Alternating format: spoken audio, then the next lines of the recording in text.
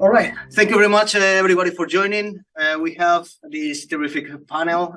We are going to talk today about the imminent changes that we are seeing in consultancy and business change because of the rapid evolution of AI, and in more specific terms, generative AI. The panel today, I will give you a couple of minutes to introduce yourself. We have Martin White, Maria Flores, Paul Taylor, and Gary Lloyd. Just a quick applause and thank you. And I will go in order. Martin, just going. Okay, right. I'm retired, so I can say all sorts of silly things and you can't fire me. I'm a chemist by training. I'm an information scientist by profession. So I care about words. And so I like large language models, but not a great deal. I work in most of my work has been in the pharmaceutical sector, big multinational companies who typically will be working in every language that they market in, which could be 25, 30, 35 different countries and different languages. And if you want to search for a pharmaceutical advice note in Danish, you have to be able to search in Danish. You won't find it if you search in English. And just to start at the beginning, we've been doing enterprise search since 1973, and we still can't make it work. This is probably the oldest enterprise application, and after half a century, people still can't find what's happening. That's why they need me. Or used to. Thank you. Thank you, Martin. Maria? Hello, everybody. My current job is in data protection for multinational, but actually my real job is a translator. I translate between business, legal, IT, cybersecurity. I've been working in IT for over 20 years, and I've been working in small and large organizations. And in the latest years, I've been working in the compliance, legal side of things, legal and lately AI. Yeah. Yeah, hi everyone. My name is Paul Taylor. I've been working as a consultant for 35 years and 1 week, actually. It's sort of like very spooky. The only thing I remember the day I started work was the day they allowed pubs to open for 12 hours. That's the long thing I can remember.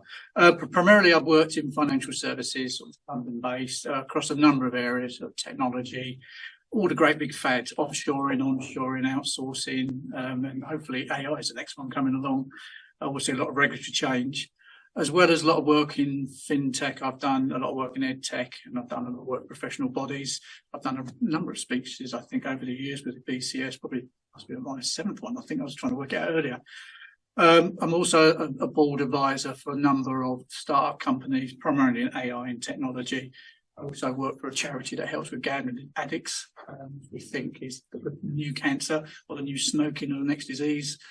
Working with schools and prisons and other institutions to try and minimise the risk of gambling. And last but not least, I work for the Open University teaching technology. Thank you, Paul. Good evening, everyone. Thanks for coming. My name's Gary Lloyd. Back in Tudor times, I was a programmer for about 7 years. And then I was fortunate enough to get sponsored to do an MBA at Warwick Business School. Came back on the business side in retail banking, leading, and then retail banking, then investment banking, then financial markets for what I guess the last 20, 25 years, leading change, not on the IT side, but on the business side, and usually with IT-enabled change. So my background has changed. About half of that has been as a executive leader within the company. About half of that has been consultant and helping other people effect change. Currently, I am co-chair of the Warwick Business School mentoring program. We've had about, I think about 1,200 mentees go through. We have about 650 active mentors. And I used to be very cynical. We can maybe talk about this later, but I was very cynical about AI because I looked at a lot of the stuff that was going on and said, well, we were doing that 30 years ago, stuff that gets labeled as AI. But once I got my hands on ChatGPT and stopped it stopped asking it to write songs in the style of Bob Dylan about yoga and things like that. I kind of got serious about it, built some applications, and AI has become really my hobby, and I've got increasingly involved in it, been asked to write a book chapter on it and stuff like that. So that's I think that's enough. And Yeah, that's perfect. Yeah, thank you very much. Right. Do we have announcements? So did I skip it at the beginning? I think. I can go back for you then. Very quickly. The other thing that I will mention is this is being recorded. If someone wants to say something and they notice that you don't want to be recorded when saying that, just let us know and we will be stripped out of the recording. Very quickly, this event has been it has been made jointly by the Business Change Specialist Group. We have here the chair of the Business Change. We have few other people from the committee, including Maria. And we have Simon and myself from the consultancy committee. I'm the chair. We have few other events coming up. The 3 events that are coming up are also panels, and the other thing that we have coming up is the annual general meeting, which is going to be fully virtual because it's not paired with an event, and we are not going to make people just commuting to London just for the session. All right. Apologies for the interruption. The structure of the event, we have introduced the panelists. The main idea, we're going to ask them now to tell them what is their vision, what is the experience, how they see AI in this cross of road between business change and consultancy. What recommendations, so what they really see. Then we expect to have some time for Q&A, and the last part of the event, we expect to have some feedback back from you, from the audience. We would like to know what are your expectancy, what you would like the 2 different specialist group to be doing regarding this increasing topic that is being more interesting. And we will conclude the event later with a closure for each panelist, and eventually we will be moving to the atrium to do additional networking. Without further ado, I'm just going to ask women's first to go. So Maria, can you tell us a little bit of your experience and what did you see about AI? AI has been really revolutionizing everything from many different points, from product, because we have a technology in there that has exploded. So the technology teams, they are looking for ways on how they can exploit it. Our customers, they're also expecting, they're asking us, what are you doing? Are you going to be relevant? Are you going to be competitive? More on the side of my normal work, which is more in the legal side, is about being ethical. We are now going to have a regulation in the UK for AI, and there's going to be one in the EU. So for organizations that they are moving in more places, just apart from the UK, they are already making the changes, looking into algorithmic impact assessments, and looking for ways to look for bias and fairness. We have come out with AI principles, and something that is affecting many organizations because we've been talking about it, is about AI governance, where it's going to be sitting. So for some of the technological companies, sometimes it's going to be going into the privacy side because it's about one part of the organization that already has a structure on how to work out with data. But other organizations that they are even more technological, they would have it within IT. So it's going to be a very interesting space because it's changing as we're speaking. Thank you, Maria. Just going to move clockwise. So Martin, I'm going to pick you first, and then I will move Paul and Gary. So. Okay. Now I'm coming at this from an information science perspective. I'm coming at it from language and I'm coming at it from text, not from AI algorithms per se. And I'll start with a story that is very important.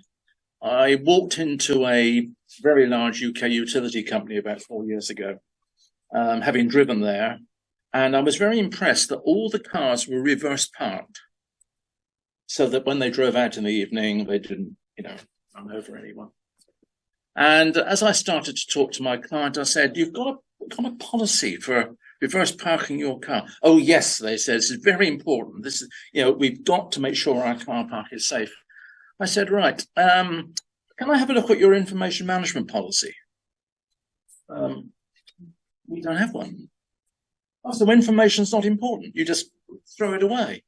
"No, it's incredibly important." "So why don't you have policies and strategies for it?" "I don't know, really." "Well, who owns it in the company?" "Well, we've got a chief information officer." I said, "The news for you is they don't have information in their remit.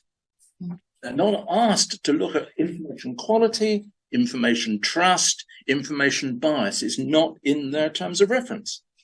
And that brings the big problem, because we are now got a brand new concept, particularly of AI generated information, which can take the world of text and give you an answer.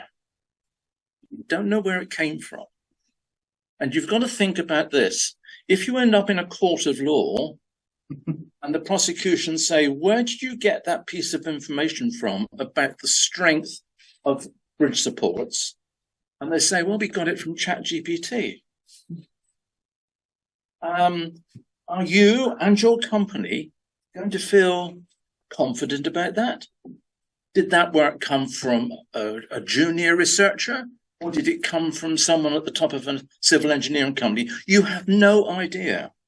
And this is the problem we face with generated content with ChatGPT giving you conversational answers.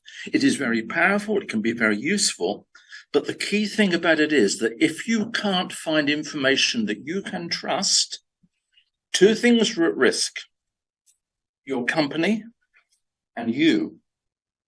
That doesn't happen in any other situation.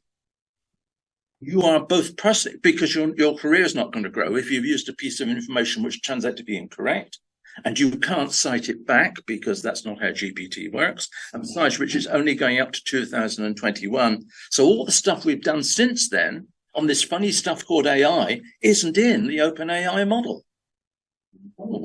No. I wonder if they're ever going to update it. Well, I don't know, but then no one knows. So we're dealing with black boxes all over the place. And yet the language we use, the way we use language is incredibly important. The way we craft language. We use language can be power.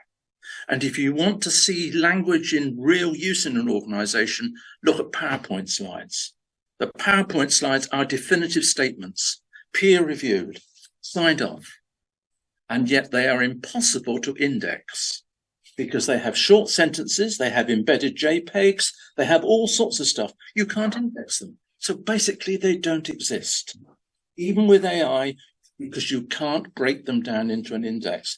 Now, my concern here is that AI can help you a great deal in some of this language work, but where is the expertise, both from senior managers and junior managers and from consultants, to be able to start to have a discussion about how it's all going to work together?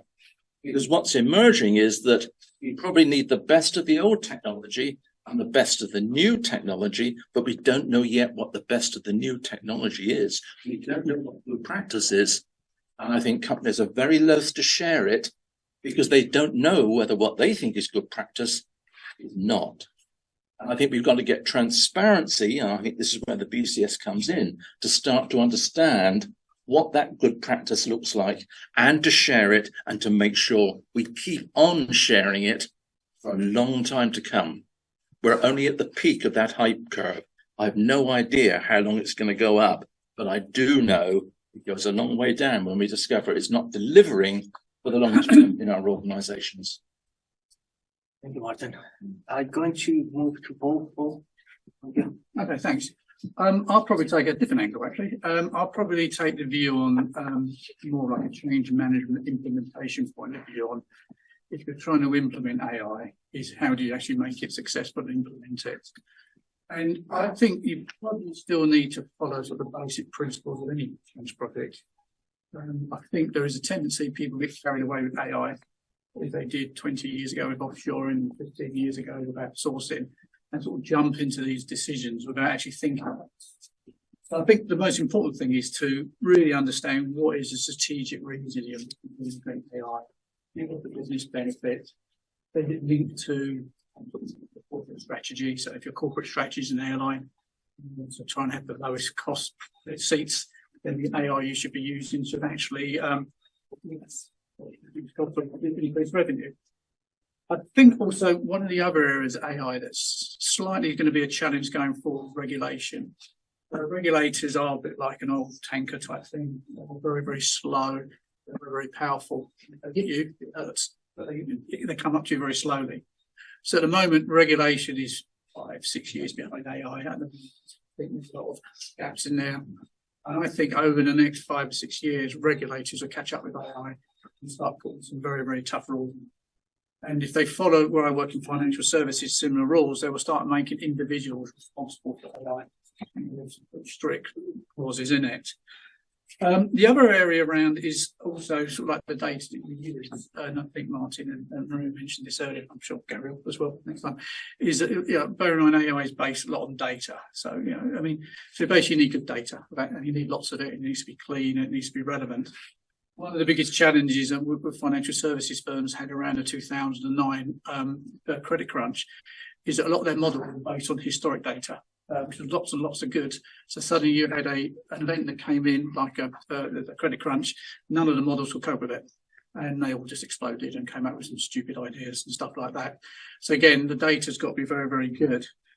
The other area, again, it's almost like a social acceptance. AI at the moment is in the press at the moment, and it's almost like a sort of, well, it depends where you look at it. It's either a great thing on the world or a horrible thing. There's all these news, Daily Mirror, Daily Mail saying AI is going to close down your school and take away your jobs. Well, somewhere it will take away some jobs, other jobs will reappear. Society will change to reflect it. I think the key thing you have to remember is that there will be a lack of social acceptance, and that can be mirror going back. I mean, my dad's long gone now, but it took him way into his 70s to use a whole machine on the bank. He just didn't trust it. It took me many years to use an app on the phone, so I just didn't trust it. And AI is going to be the same. And if people don't socially accept it, you're on a losing area. And also, organisations need to look at a few other things as well. One is new skill sets. The amount of people I've met who called data scientists who 3 years ago were SQL programmers, if I had £1 for every one of them, I could easily retire. So you need to have proper skill sets and training, because it's a very, very specific skill set you need to do. And it's not a 5-minute thing you need to do. And it's not so much the skill sets on the ground. Obviously, we can all go on courses and go and get trained and what have you. It's having the senior executives to understand what AI is and how they can actually really use it as a benefit, as opposed to being sold some consultancy. Bad metaphor, but you know what I mean. The other two items just to remember before I hand back to the chair is that people, and this, I can mirror this when we used to do web developments back in the late 90s, is that people come up with used to come up with fantastic, great with web end, front ends, and couldn't integrate to the back end system because it was written in COBOL kicks, and the last time the code was recompiled was 1977 or something like that. So even if you're going to do a lot of AI integration like raw and data mapping and data machine learning, you probably need somewhere along the line to integrate with existing old legacy systems. So you almost got a heavy weight on it. And last but not least is just building, on top of the bits I mentioned around skill sets, is around building the ecosystem to support it.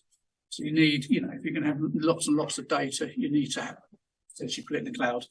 Unless you've got millions and millions of pounds put in a data center, you need to have big data tools, you need big databases. So again, the most important thing is when you think about it is, come up with a clear strategic reason on why you want to use AI or anything really, but then think about the pragmatic implementation issues that you're going to have, because a lot of people, including myself over the years, get carried away with the razzmatazz of the new technology or the new business idea and don't actually really understand the implications of implementing it. Thank you very much, Paul. Gary. I'll stand up so I can see everybody. If you can come more to the center, maybe easily to remove, because people from online won't be able to see you. Yeah. Is this all right? Yeah. That's right. perfect. It's just easy. For me, AI and generative AI in particular changes everything. And if you're not using it at the moment and experimenting with it, then you're going to get left behind. And I'll give you 3 reasons why I think that that's the case. Let me tell you my own story for a moment, which is that I said I was the co-chair of the Warwick Business School mentoring program. And we're doing a pilot of students mentoring other students from what we call wider participation. So the people that generally come from disadvantaged backgrounds. And we're going to get students to mentor those students. And I've been playing around with ChatGPT, and I saw something where they got ChatGPT to role play something. So I went to talk to the information systems department, as they call it, at Warwick University, and said, I want you to build me a flight simulator for mentoring. So somebody can go in and practice their skills mentoring. So, asking questions, right? Because we do a non-directive form of mentoring. It's like coaching, but without the qualification in it, if that makes sense. And the IS department were much more interested in machine learning and doing things for legal firms and in medicine and stuff like that, really big compute type things. So I thought, oh, that's a shame. So I got on ChatGPT and said, how would you do this? If I wanted to build it myself, how would you do it? And it told me how you would do it. So I went and watched some YouTube videos, and I found that there was a no-code platform called Bubble.io, as it happens. And a week later, I had a flight simulator for coaching. It took me about 2 hours a day over 5 days. Probably half of that was learning how to use the platform. And then the rest, and then the next bit was working with the prompts. Now, all of the information, take what Martin says, but I wanted ChatGPT to be creative. I wanted it to make up awkward situations for the person. Now, the reason I tell that story is, oh, by the way, so it's called, if we send out links afterwards, I don't know if we do, Antonio, it's called, I've got a prototype, it's called, I'm not here to promote the prototype, I'm just telling you so you can go, it's free, go and play with it. I'm just, my outcome of this is to make sure that you're out there using it. Because I think that's the right thing to do. It's called Leadership Skills Lab, and it has a simulation for coaching, giving feedback, and doing presentations. Not doing PowerPoint, but creating a powerful narrative, knowing who the audience is, using the right language, stuff like that. So what I found was when I started to work with ChatGPT, GPT-4, which is the engine behind ChatGPT, it's got role play built into it. That's how it works. You tell it who you want it to be, and then it does it, and then it does it absolutely brilliantly. And I did that 2 hours a day. The last time I wrote any code was Fortran in 1987. That's how old my coding skills are. But I did it in a week, and what that says to me about the future with AI is how quickly you can build a prototype of something and try it out. But what you have to do, what one has to do, sorry, not what you have to do, what one has to do is to approach it. I'm going to hold up my book if you don't mind. I wrote a book a couple of years ago. I'm not here to write a book. I've got a spare copy called Gardeners Not Mechanics, because I believe 2 years ago that change is something that needs to be cultivated, that we approach change as if unpredictability and interdependence is built in. And that is true more now than ever with AI, because you don't get the same result out of it twice. Now, before I've just finished, Antonio, I've got two other points to make. A paper was published. Who would consider themselves to be a consultant?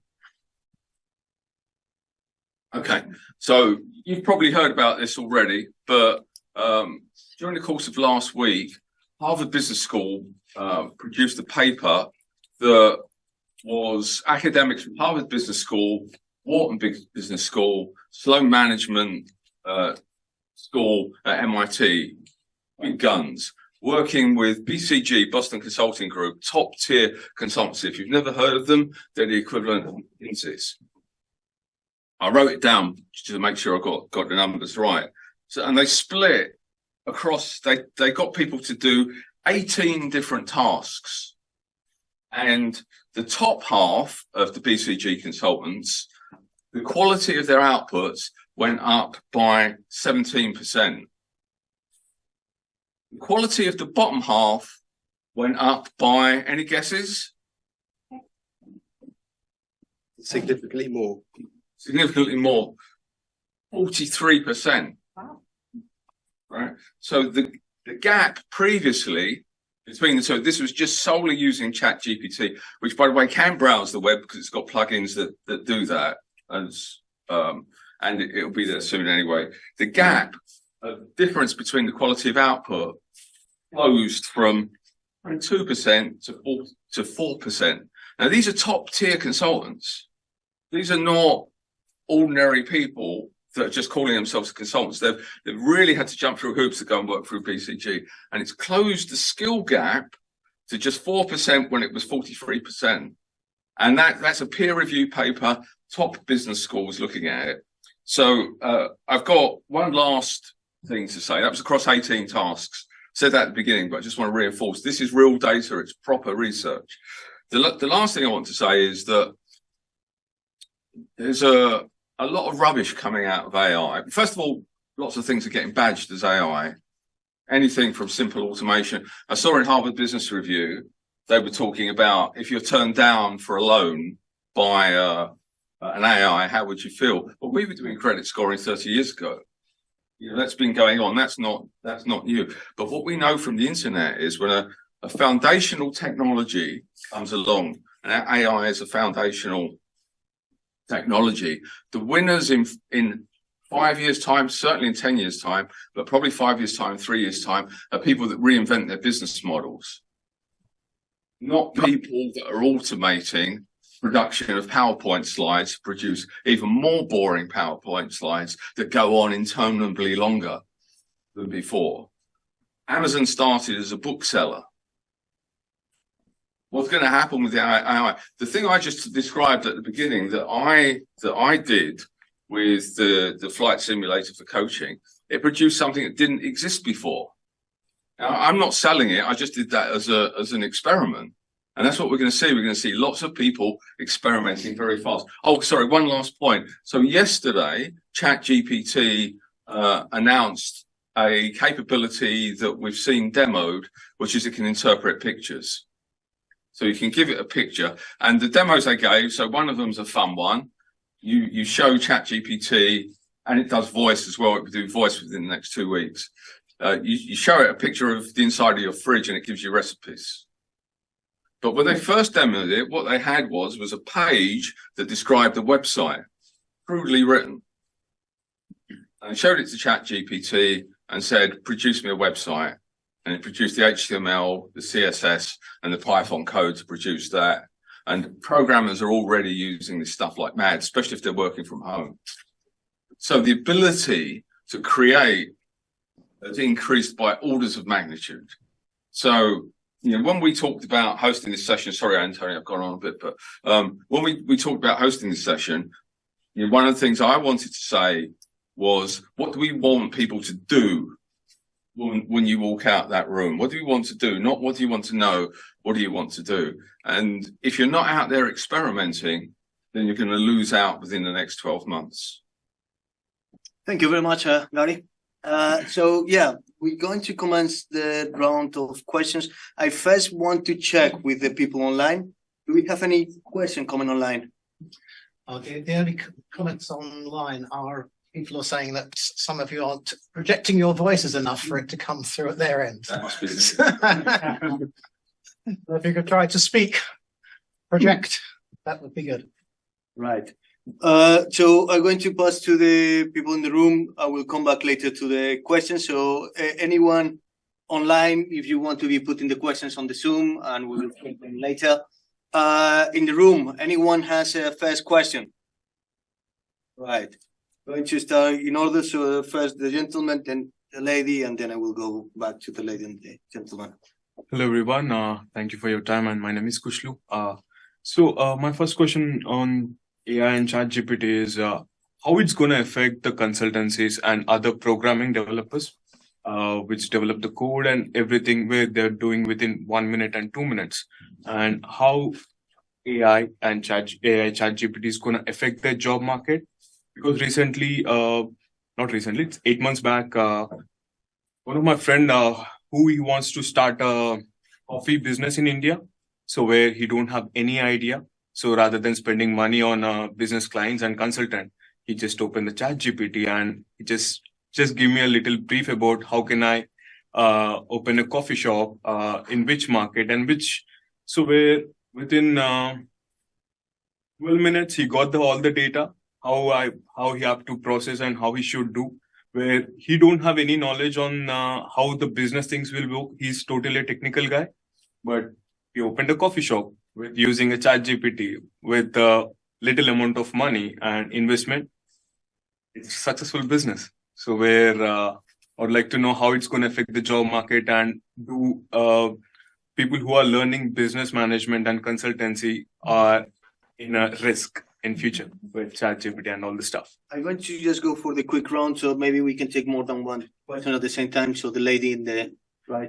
Yeah, so my question for the panel is that I imagine the impact of AI to different industry, different model of operation will not be equal. So in your opinion, which industry or which kind of operation will be at high risk?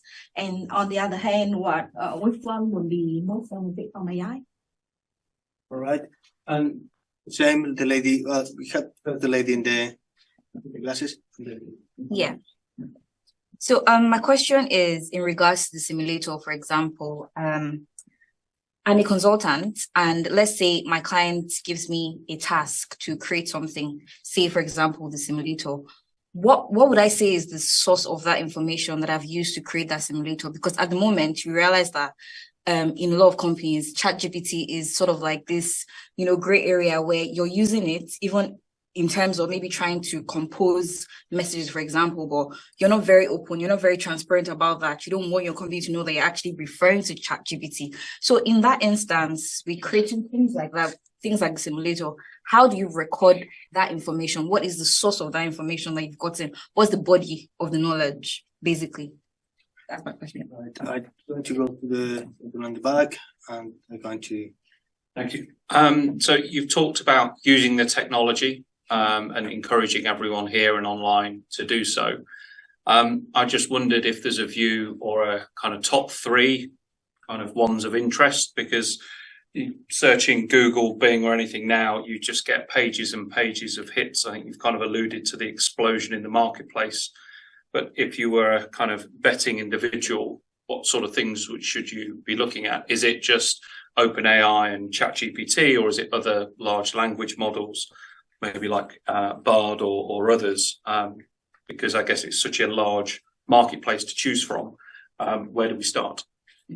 Right. I'm just going to go back, and I will continue with questions. Well, my name is Andy Moatari, and my question is, how do you suggest we can control the development of AI worldwide? No doubt you watched a television a couple of nights ago about the concern of Spanish parents regarding what the Spanish AI developers had done. We should accept that there is no limit in the curiosity of the human. So the end point is learning any entity. It could be human, it could be animal, and it could be an object. How can we control the worldwide development so that everything is done ethically? So I'm just going to move to the panel. We have 5 questions. Are they clear for you? Is anyone that want to jump in any of them? So I'm just going to rephrase. Please let me know if I miss. The first one is about the risk in the job market. I mean, the new generative AI tools seems to be a really good option for many people to jump into and do much more things that they were capable before. So other people will be less relevant, or some skill set will start being less relevant. Then we have the next question, which was about I understood jobs and roles that might be at risk, or it might be more interesting, a bigger opportunity, considering the new AI advancements. Then we moved into sourcing, how we can make sure that the AI has the right sources, and also to trace back the top, or how would you approach on which one are the right tools to develop or to address expanding your knowledge in AI? Would you go with BARD, with ChatGPT, or any of the other options that we have in the market? And finally, the gentleman was commenting about how we can control the development of AI, especially from an ethical point of view. Just going to ask to the panelists, do you have anyone want to go first? Any of the... I'm interested in your comment about morals and ethics, actually, because I do worry that AI can, anything that's not, let's say, controlled in single quotes, can easily go sideways. And I think there's 2 ways you can control things. There's a stick and a carrot.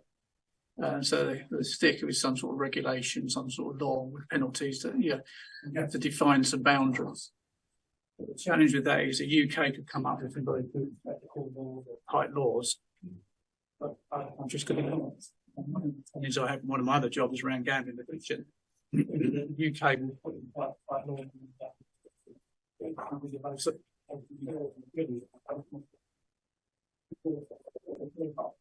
What you really need, there are 2 ways you can look at it. One is you just need some sort of like ethical global agreement across the globe, which is really hard to do because some countries might just ignore it. And even if the laws are in there, they won't enforce them. But the other way around is you almost need some sort of you need to be responsible as well, I think, to a certain extent. But I still think the only real way you can control it is to have some sort of law in place. I mean, can I just remind everybody to speak up a bit? Yeah, sorry. Some of what you were saying there. Yeah, so I think it comes down to before it's going back, it's sticking the carrots. I think the stick would be some sort of legislation. It's been very, very hard to enforce around the globe. Some countries will ignore it. Some countries will exploit it. And I think the more likely one, you just need moral standards of individuals, their behaviours to move away from what they think is unethical AI. And it comes back to the point I made earlier in the opening spirit around social acceptance.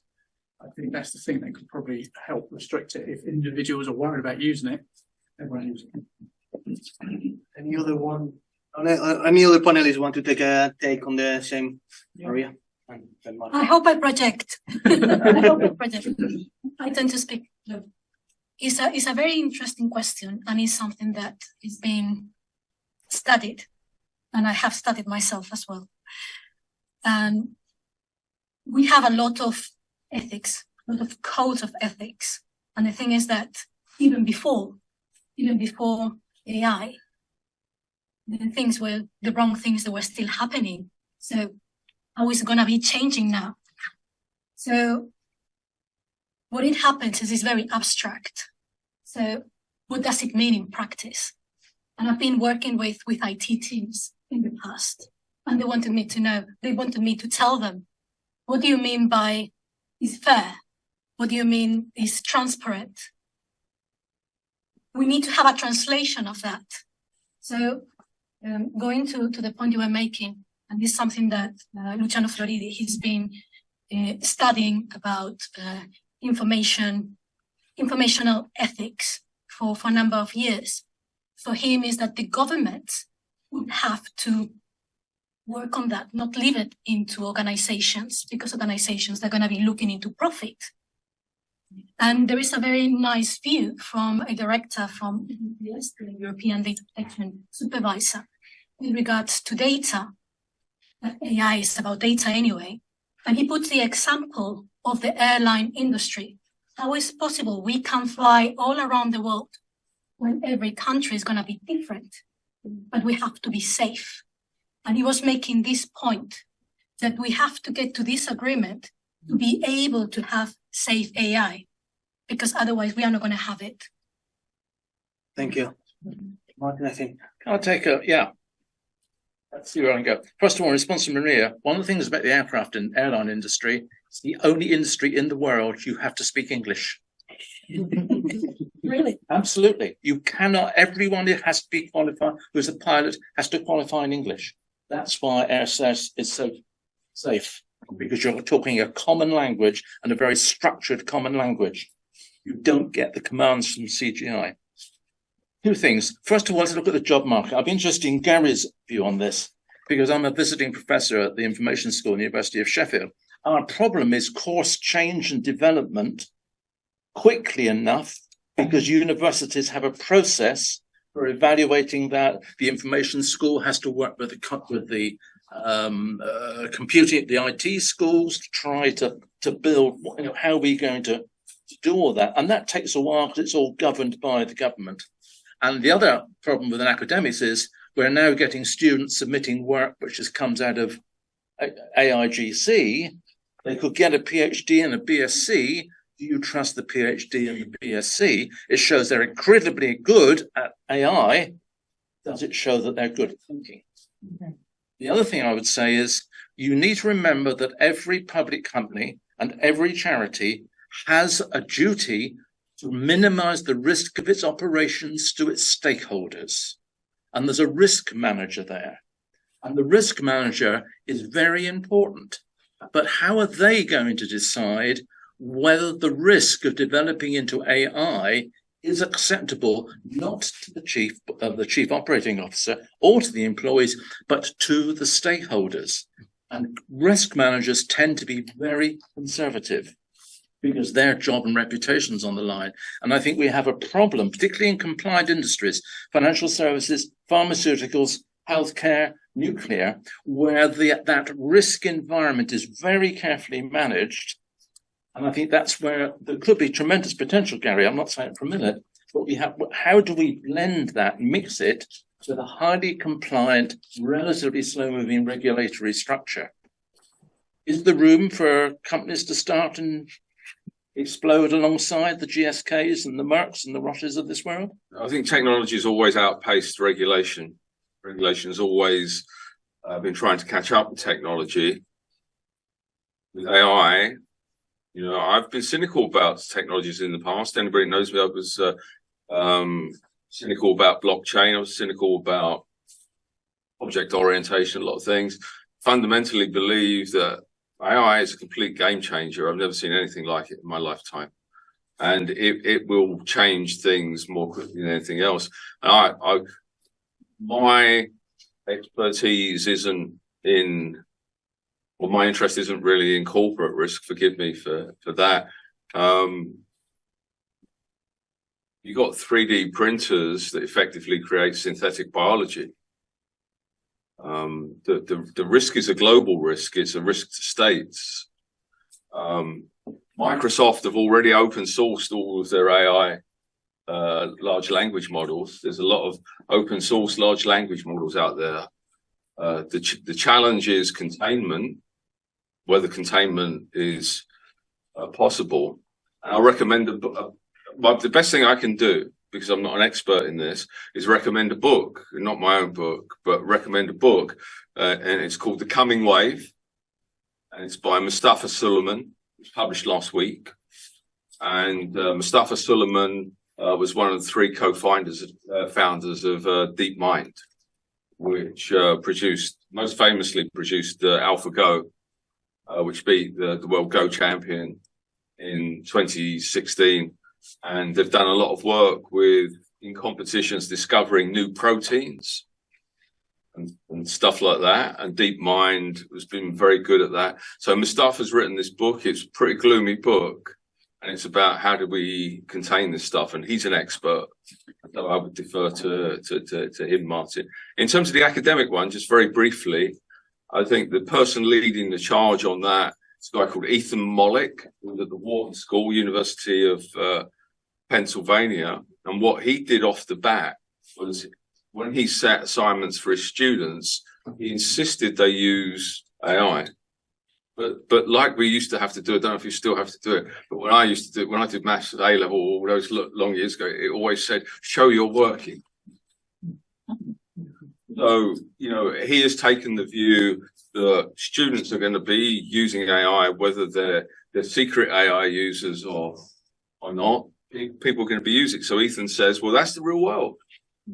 I'm going to operate in the real world. It's interesting. I was trying to think, back in the late 80s, PCs, do you remember, some of us are old enough, PCs hit the desktop, and what we used to call end users in those days started to develop their own applications, really sophisticated things on Excel. They're still doing it. In IT now, the magazine, there was a thing on there, guys still doing remedial stuff.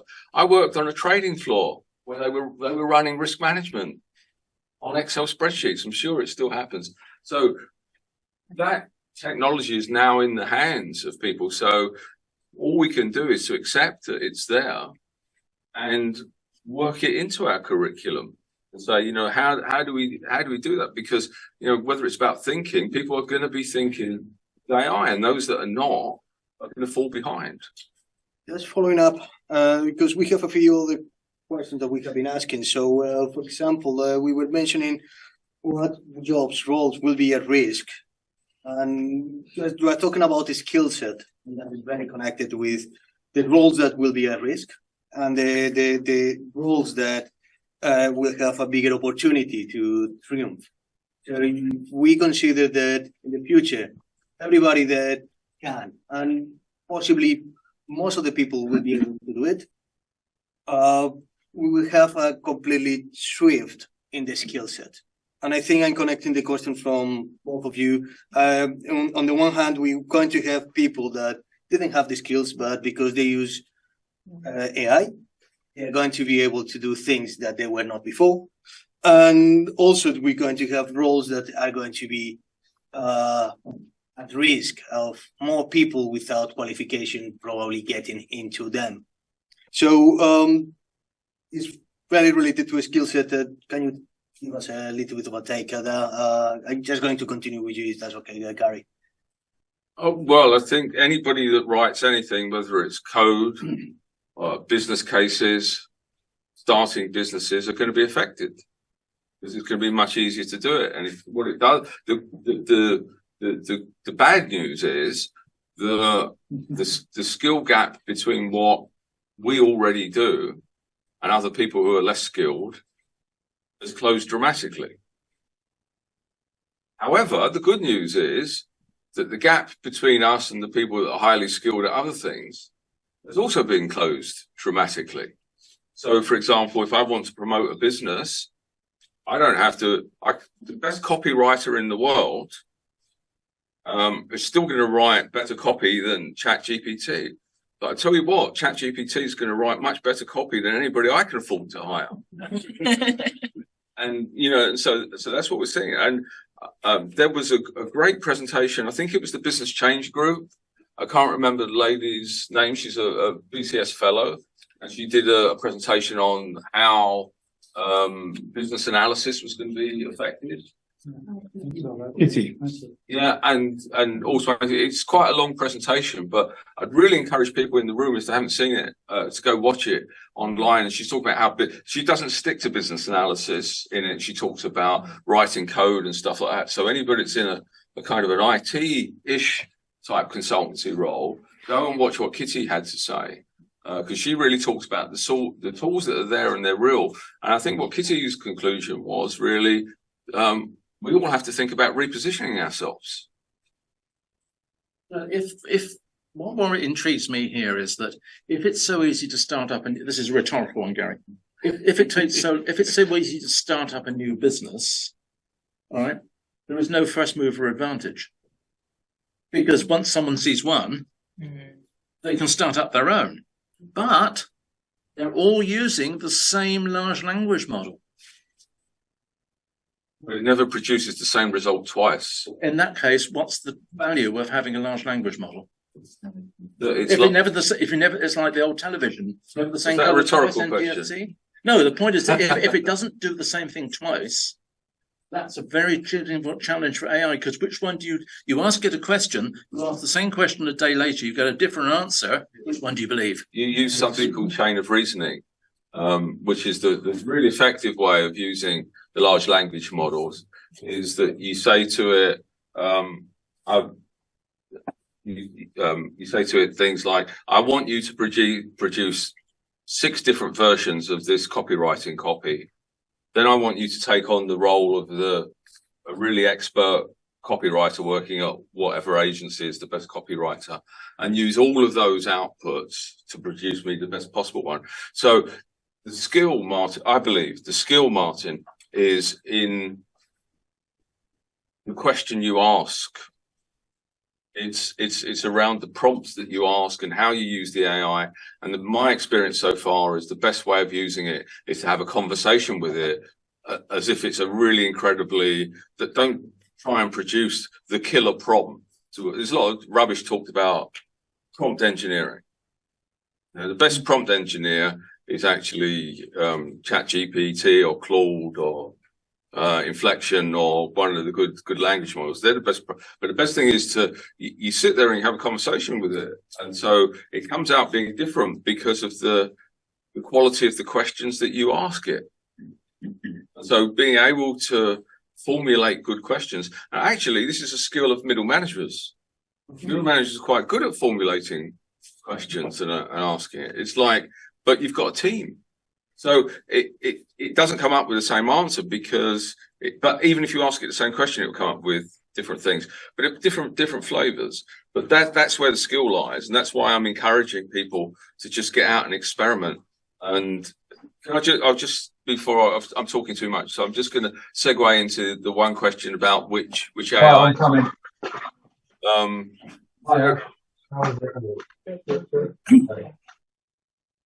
The difference between unpaid ChatGPT, which uses GPT 3.5, and GPT-4 is like a bicycle to a motorcycle. It costs, I think, $10 a month to have the paid ChatGPT Plus. It can browse the web. It can read PDFs using the plugins.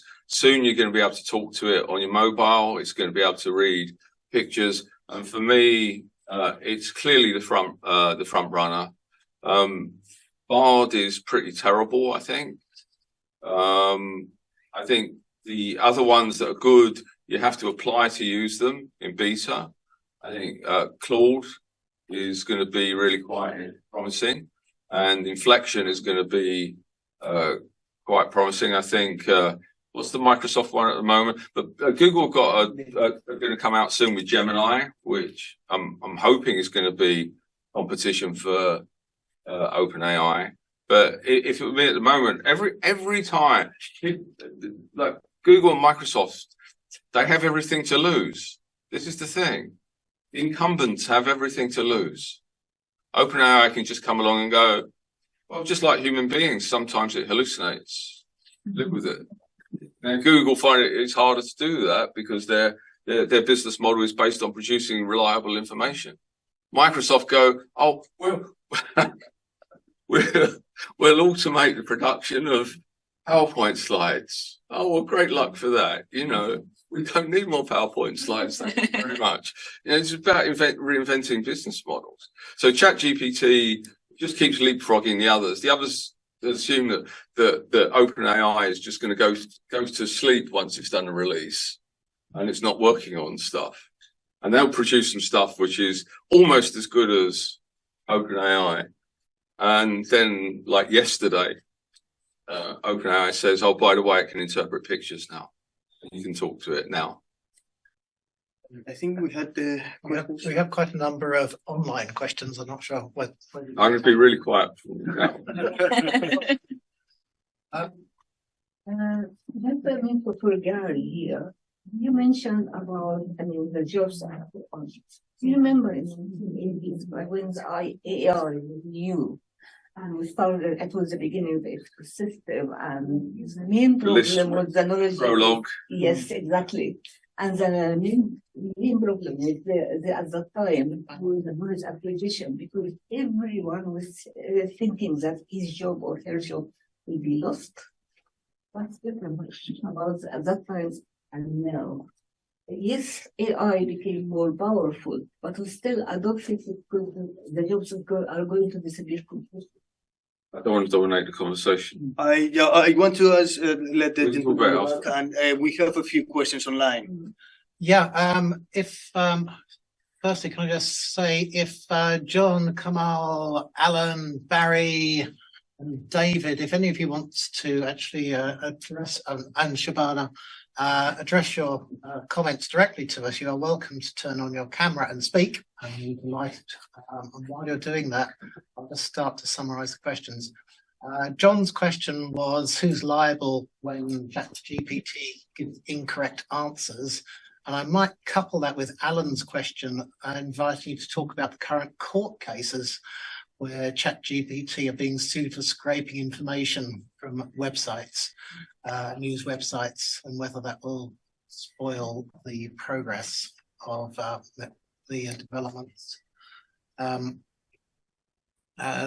Maybe take those two together, I think. Right.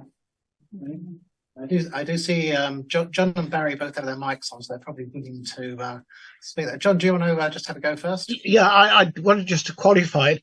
I've been experimenting or playing with ChatGPT, and at a number of occasions it comes up with very authoritative answers which are at least partially incorrect.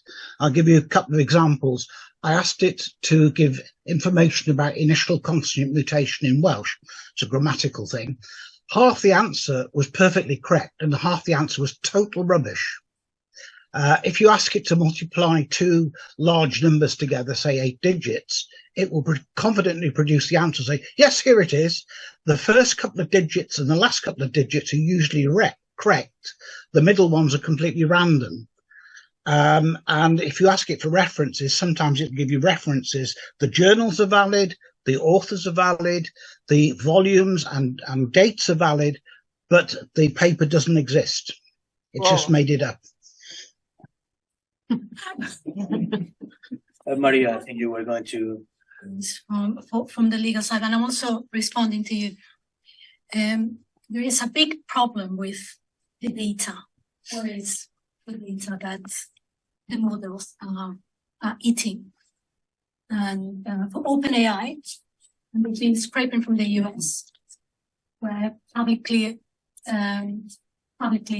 available information, they could get away with it. So if they trained it in the US, it would work in the US, it doesn't work here. So there are lots of issues with intellectual property also going forward. And there are a number of writers who have been, also you work, not making publicity, a number of writers who have also sent to court to say, how can ChatGPT talk about our books without reading it? And then there are a number of people who are talking about fair use, which is the part that you can use or not. And the issue of intellectual property is a very big one, because the reason for intellectual property, copyright, and all these to exist is to promote human creativity, which AI is not. I'm a photographer, and I've seen DALL-E and I've seen Midjourney creating pictures out of nothing. What's going to be happening to me? those pictures, are they the creation of the author? There was a German guy, can't remember his name. He won a prize, and then he said, "Well, this was actually created by artificial intelligence." And he said that he wanted to put it in there to challenge people. So there are a lot of issues in there, because generative AI is not really telling you the truth of anything. It's just a predictive model. As a predictive model, you can get it right, get it wrong. And he's great, he's working with you. And I'm gonna try. But there are these issues. So you cannot really say my sources are, because really the sources are who knows where. You don't really know which are the sources of that. But there is a lot of legal work going on in there. And I think there's another issue here which we've missed. And that is, we're talking about the multiple models, the language models that are out there. But in the enterprise, you want to search what's inside your organization. A big pharma company may have 2 billion files, easily 2 billion files in perhaps 40 different languages. Enterprise wants to search what's inside it. Outside, you can use Google and AWS and all the different ones and compare their results. Inside the enterprise, you only have one source of truth, and that is what you've been collecting research over the last 50 years. You have to find in that very close connection, and it's all ring-fenced by confidentiality, as who can see what. And it's great that there are multiple models out there, and please do use them. They don't work in the enterprise, and that's where a huge amount of the knowledge of the world resides. I think it just goes back to doing proper research. If you were to do an academic research, you wouldn't take your data from one source. You go to multiple sources and compare and contrast. So if you're just taking the data in, it comes back to the point I mentioned earlier in the open spill. Only good as the data underneath it. The data is wrong, got gaps in it. There's a lot of fake news out there, and then you read a newspaper report on a certain subject. The Daily Mail will report very different than the Daily Mirror. Same story, and one of them will say black, one place can say it's white. So I just think you just have to be do multiple sources. I think people get carried away with technology and forget about the good disciplines of research. Absolutely. I think can I chip in and say that AI is not just about large language model. Talking about using our own data, I mentioned at the top, the university, I couldn't get them interested because they were busy doing legal opinions based on machine learning. Radiographers get diagnosis wrong. Day to day, same radiographer, breast cancer screening, 40% of the time they get it wrong. Machines are much better, much more reliable at doing that. So AI is not just about that. We're increasingly going to be, the thing about large language models is that they allow us to use natural language to interact with things like big data and machine learning. It's an enabling technology. I would never use large language models to search for stuff. I'd use it to create stuff. But by the way, 2 days ago, Google announced that it has a Google Drive extension and an email extension. And if you're in the Google space, you can use your large language model Bard. I know I dissed it earlier on, but you can use Bard to interrogate your own data. And I think that's inevitably the next thing that will come out of ChatGPT is you'll point at a data source, and you can certainly do that already. People get obsessed with ChatGPT. There's an API. You get to GPT-4, you feed it your own data, and then you converse with it using a large language model. It's a foundational technology. It's like electricity. It's not like a vacuum cleaner. We have Barry waiting to voice a question, if I can put him on screen. Yeah. Sorry, Barry, your sound isn't coming through. Let me just say what the question was. Delivering projects requires a lot of teamwork and human interaction. I'd like to hear what are the panel's views on how Gen AI will change, impact and enhance how we, the consultants and project leaders, work together. I want also to hear the question of the gentleman in the back, and then I go to the panel. You had a question before. Yeah. It's an observation, really. I mean, of course, we know about all the good that AI can do in health, pharmaceuticals, new technology, and so on. And of course, the benefit to corporations are huge. And perhaps benefits to us. And I think in a way, last year was a sort of Gutenberg type happening, I think, with ChatGPT's announcements. But, you know, it's not just state which is important in this.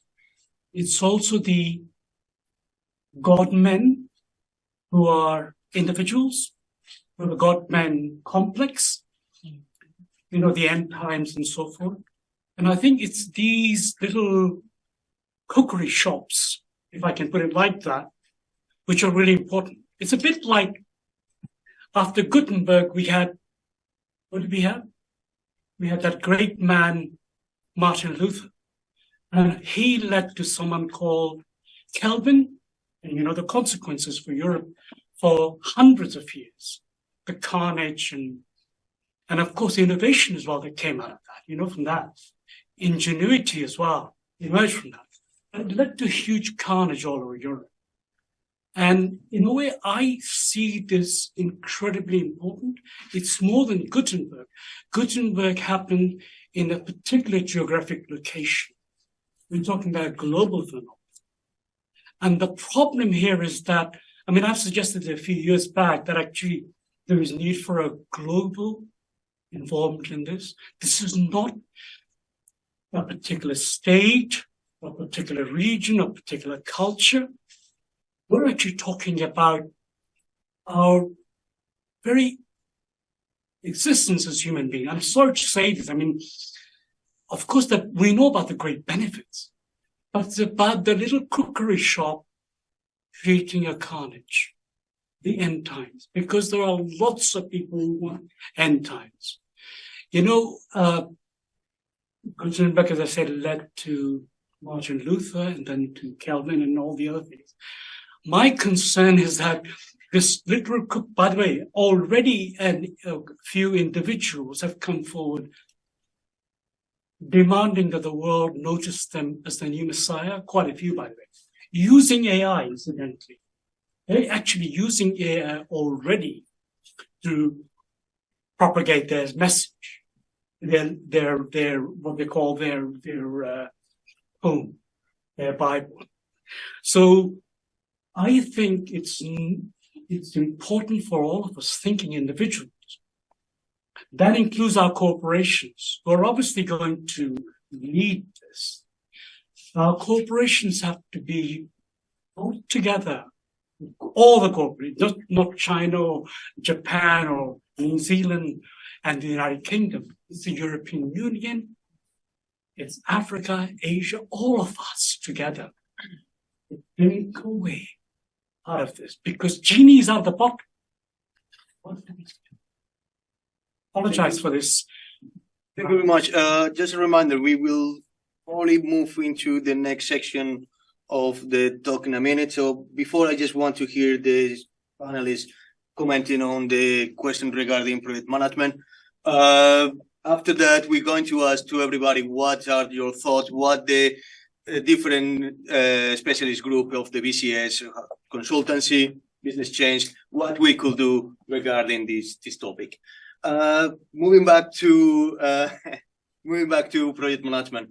Can you just summarize? I've lost that question because it was a long way away from something else. Can you summarize it? Well, the punchline was how we consultants work jointly with project managers using AI. I'll have a go. I'm not 100% sure, to be honest with you. I mean, I work with a lot of project managers, a lot of consultants all around the globe. I tend to use this more. Again, it just comes back to the point I made before. It's just making sure you get the basics right. AI there is a tool to help you. I mean, we've used AI tools that help with planning and resource management. It's coming back to the point I think you made, Gary, is there any decent bit of technology now is branded as AI, not clearly AI. So I'm not 100% sure AI can really help that much actually on a real level. I mean, there's lots of projects to implement AI, lots of juicy consultancy. But I'm not 100% sure it can actually help on the ground, to be honest with you. Thank you, Paul. Just going to say a couple of notes, and I think you have a question. We don't have much time. Just as we were talking about the interaction between product management, consultants, I really feel that for what we have been talking here, we're going to see a shape on the skill set that we need. 10 years, 50 years ago, probably no one needed to use Excel that much. Today, any consultant, probably the only thing that they do is Excel and PowerPoint. The skill sets are varying, and possibly in the future, what the consultant or the product manager will be doing is understand better how to do prompting, how to be better doing checking data sources, how to doing critical thinking on whatever the tool is providing, and how to do also self-development and prompting. So I think perhaps we have an evolution. Before going back to the members of the panel, we have the gentleman. Yeah, I just want to add on to your point, and also I should hopefully answer the questions from the gentleman online. I'm working in digital product management space, and I'm a product manager myself. I'm consulting, I'm a contractor right now, and I've been actively building sort of like an agenda for AI in the product management space, in order to understand how AI can help us as product managers or, business leaders leveraging this wonderful tool. And I think so far, what I could see is helping us to come up with multiple variants to test different outcomes. That's going to massively speed up all the MVT that we're trying to conduct through desktop research or usertesting.com. That's going to massively help us to understand multiple variants for multiple segmentations of our user group and our stakeholders, and how we can actually finally use personalization in a practical way. So that's how I see AI can help us in the more practical terms, in terms of consultancies and working with other senior stakeholders. Thank you. And that sort of segmentation is quite common, actually. I worked with a very large, the second largest bank in the world, actually, under NDA, but you can probably guess. And they were doing a lot of cross-selling. So they were working out, literally, this person's 50, so we might be able to sell them critical illness cover and all sorts of stuff like that. It's very sophisticated, and and you can actually really personalise it, not to make, say, dear sir, insurance. They can actually twist it and spin it and make it much more clingy. Yeah. The only downside that I could think of so far right now in my tiny brain is how can you actually carry out QA or acceptancy criteria? Going back to one of the comments earlier on saying you might get a different answer every single time if you do a prompt. How can a QA person or QA team be comfortable enough to say there's a green tick, there's a green light to go forward and sign it off? I think that might be one of the biggest hurdle that I could foresee myself in implementing AI tools. Maybe just run different scenarios. Yeah. And maybe just tweak a few variables, maybe take some variables out, add some variables in, play around with them, and then you end up with like a critical mass in the middle where what's good and a number of case areas that you may not be wrong, but it allows you to focus on it. Yeah. That's right. Yeah. That's only one of the, because before we jump into the next session, we want to comment, final comment on this question. I'd just like to say I agree with everything the gentleman at the bank said. Glasses there. It's a global issue. I'm clearly an enthusiast for AI, but I'm also one of the people that believe it's an existential threat to humanity, because the ability to create new pathogens, in particular, create bioweapons, the risk is enormous. I'm not underplaying the risk. I'm just thinking for us in the room, then it's here. As somebody said, the genie is out of the bottle. And some of the things about it doesn't always get it right. Well, if you only use it for search, it will get things that are wrong, just like humans do. If you want it to do maths, then use the Wolfram Alpha plugin. Doesn't get much wrong. And that's just going to increase the integration with other systems. I agree.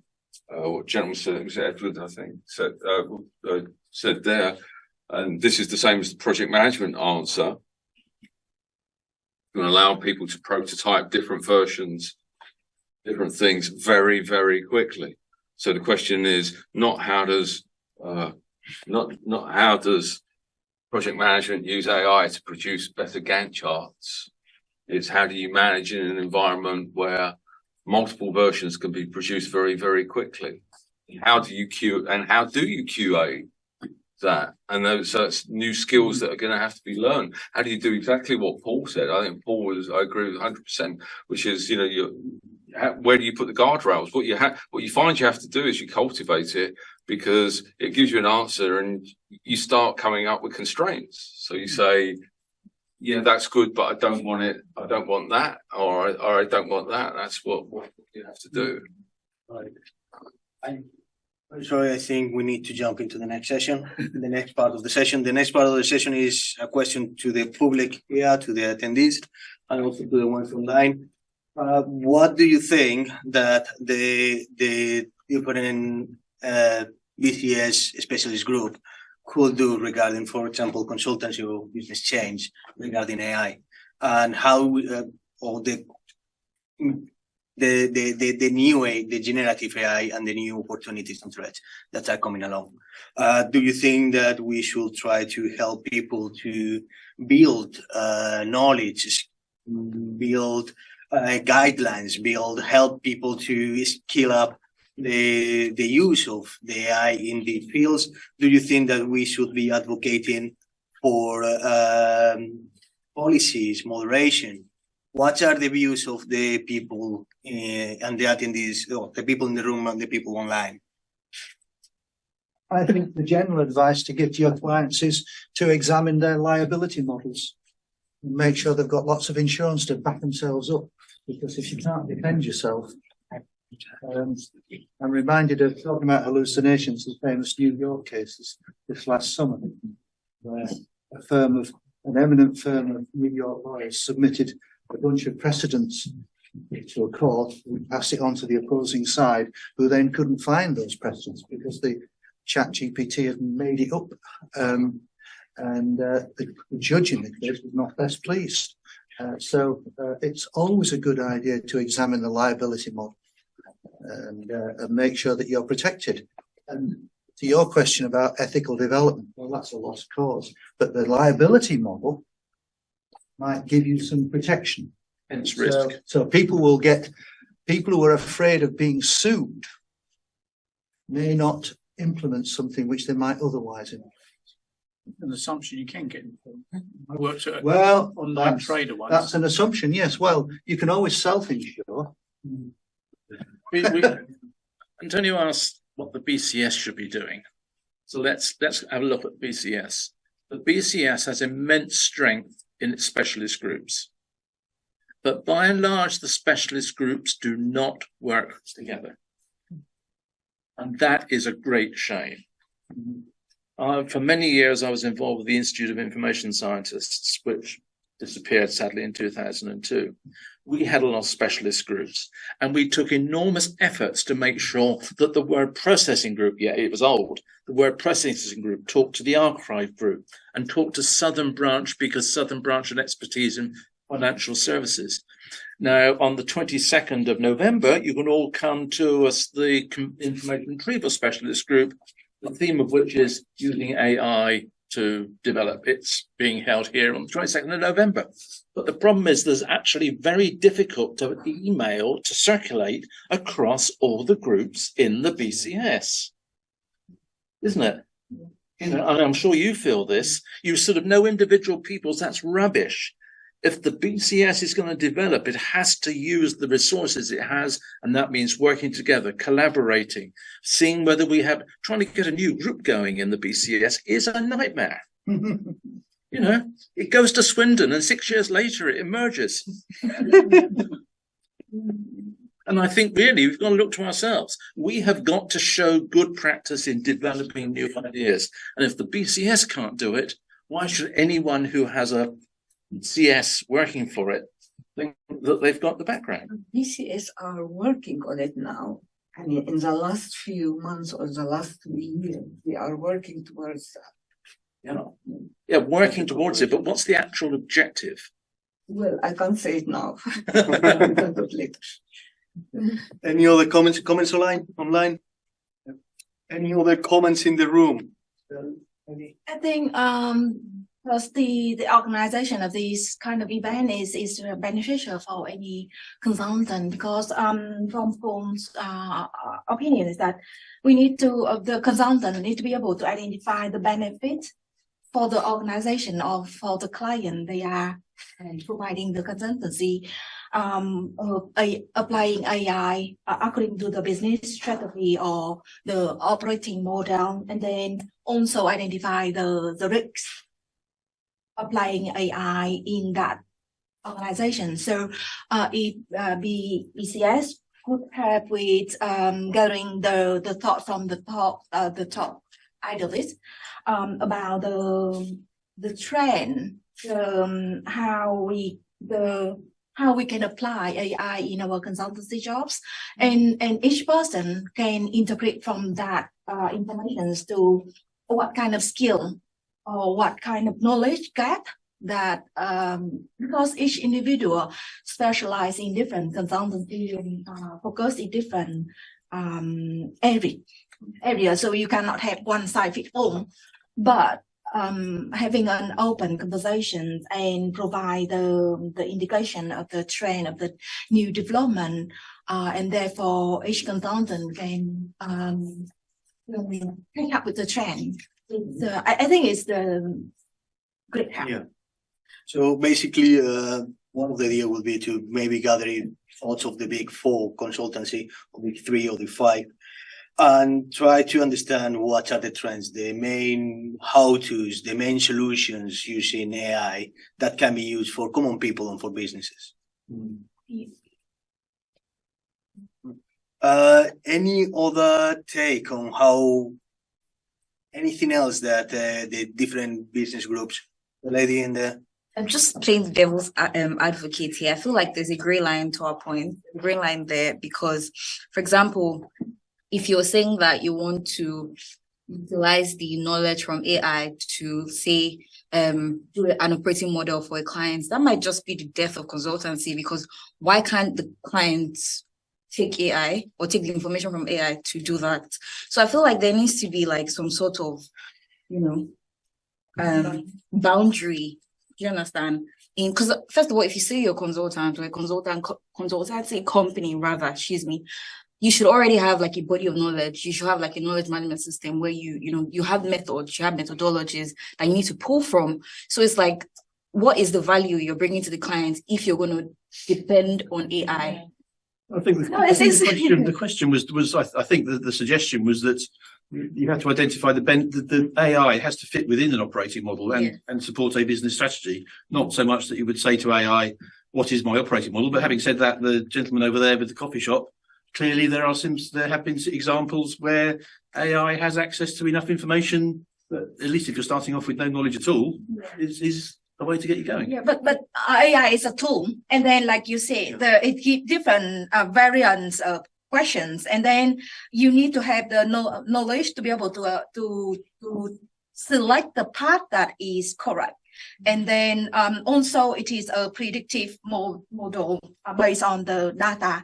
Data could be historical, and sometimes the only the human can justify. So, for example, for my client who is a retailer, a fashion brand, I need, and they have limited budgets to implement a project. So we need to, as a consultant, we need to be able to understand what AI can help them advancing their corporate strategy. So, for example, design the product. If it is the pain point, if it is the key for their advance forward with their strategy, then AI, how can they have like a quick feedback of simulation of the product design, or in another company like professional service company, they're using their resources in the best way is the key of success. Then how AI can help them building the business, building the project plan and their resource availability, skill set, and so many things. Stimulate the resource planning, for example. So AI will not be able to, or it could, but the quality of the answer may depends on the available in the internet of the data. So as a consultant, you use it as a tool to support you, not replace you. How you can enhance everybody's skill set, right? What kind of solution, example of solutions that could be applicable for everybody? So we reduce the digital divide. And we can do that in a way that if we put examples, we do examples, and so examples of how to use AI that are good for society, which at the end, one of the goals of yes. Gentlemen. Yeah, just to add on that point. So Andrew Ng has a quote on OpenAI is called "How Business Thinker Can Start Building AI Plugins with Semantic Kernel." So that exactly answer your question about like how to plug in business thinking and also design thinking into a business model. In his case, it's a pizza shop, not a coffee shop, but he then used that business thinking plugin to put in multiple variables about how about if I want to maximize the margin? What about if I want to create more products? What should I create? And you plug in like different variables like the location, what do you actually offer now versus what you want to offer? And it just does all the magic for you in that semantic kernel. Is from Microsoft. So it's like it is open source now. So anyone can have access to that. But I think where BSC can come from is to provide a platform for everyone to understand what it exactly is, because from Andrew Ng's courses, they're quite technical. Not everyone can understand what's actually going on, and it's quite hard to follow, even though they're like 10 minutes long per session, but you have to watch it multiple times to really understand what's going on in behind. But I think where you guys come in be great to actually help people, the normal folk like me, to understand, okay, what's actually going on? How can we apply from business to business cases and close the gap between people with big money to spend on ML and talents versus people who are without the money. Exactly. Yeah, I think this is where you guys can plug the gap. Maybe the idea is just to plug the courses from Andrew and to the AI and say, can you explain me that as if we're Yeah, I think giving knowledge to the common people who are busy working out the costs and daily lives and give them a little kick and a little help. Yeah, absolutely. The gentleman in the back and John Dyke's been sitting with his video on for some time. I don't know if John, did you want to add your comment? Yeah, I think you need to enable people to use the technology, and I think there's plenty of people who have addressed that point. But I think equally well you need to give a cautious note about some of the limitations which there are, and how that it has this hiatus, this hysterical behavior every now and again, and can produce incorrect results. So that a degree of caution is needed when it's used. But I think the main thing is to tell people what they can do with it, how it can be very useful, and what the limitations are. Thank you very much. I think it's spot on. Right, gentleman on the back. Thank you. Just bringing it back to kind of professional services and consulting, do you see the usage of AI adding value to, I guess, the client's bill? So they're going to pay more because you can use it, or do you see it lowering the bill because they're expecting us to be more efficient or kind of more productive as a result of using those tools? Or any of the panelists answer, I think also it comes to another question, because you get many times professional services because you borrow a skill set that you don't have. If that skills can be provided by then AI, then maybe that sort of hiring of resources like professional services is less demanded.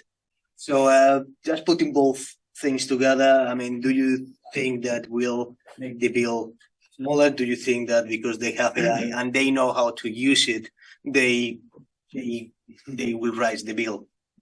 Anyone wants to go first? I think it's a tricky one to answer. I think what we need to do is evolve our role. Certain parts of our job are going to be replaced by AI. We need to think that times change and we have to change with them. And the key role for consultants is back in the 70s, ever since the 70s and the 60s, has been adding value by providing that inside knowledge to a client that they don't have. So if you're coming back to say if they can use AI to do a market study or product development, then we probably don't need to be selling that. We maybe need to be selling the advice on 101 ways to do a product development, but actually doing it.